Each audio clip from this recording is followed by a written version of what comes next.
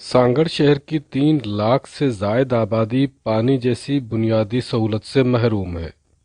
سانگڑ شہر میں 2 مقامات پر پینے کے پانی کی اسکیمیں بنائی گئیں جو کہ سانگڑ شہر کو پانی فراہم کرتی ہیں، مگر شہر کے بیشتر علاقوں میں اکثر و بیشتر پینے کا صاف پانی نہیں آتا۔ واٹر سپلائی اسکیم کے تالابوں میں پانی تو موجود ہوتا ہے مگر وہ پانی شہریوں تک نہیں پہنچ پاتا۔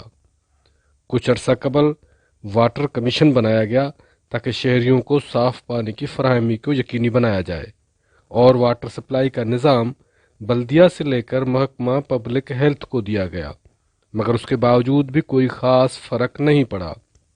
شہری کہتے ہیں کہ کئی علاقوں میں گندا اور مضر صحت پانی فراہم کیا جاتا ہے۔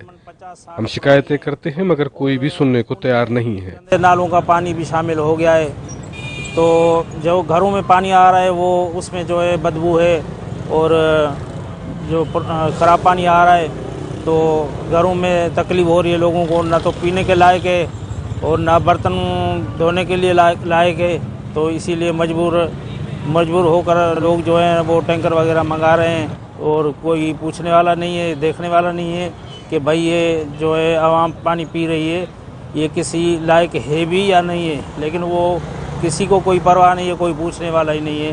پانی کی ترسیل کا نظام پبلک ہیلتھ کو دیا گیا ہے، جبکہ بلدیہ کے ملازمین ان کے ہمراہ شہر میں پانی کی سپلائی پہنچانے کا کام سر انجام دیتے ہیں۔ محکمہ بلدیہ کے ملازمین کہتے ہیں کہ پانی کی سپلائی پبلک ہیلتھ کرتی ہے، ہم شہریوں کے شکایت پر خراب لائنوں کی مرمت کرتے ہیں۔ یہ واٹر کمیشن بنا تھا، مسلم ہانی نے جو واٹر پاس کیے تھے کہ پبلک ہیلتھ کو یہ واٹر سپلائی ہینڈ اوور کی تھی، بھائی وہ چلا ہے۔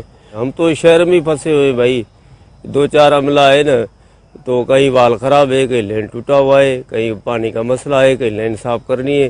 ہم شہر سے بھی جان نہیں چھڑا رہے ہیں، کمپلین میں کمپلین۔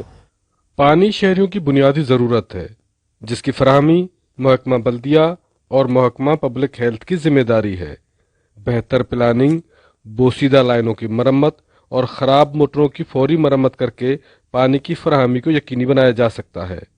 سرور بلوچ، واش نیوز، سانگڑ۔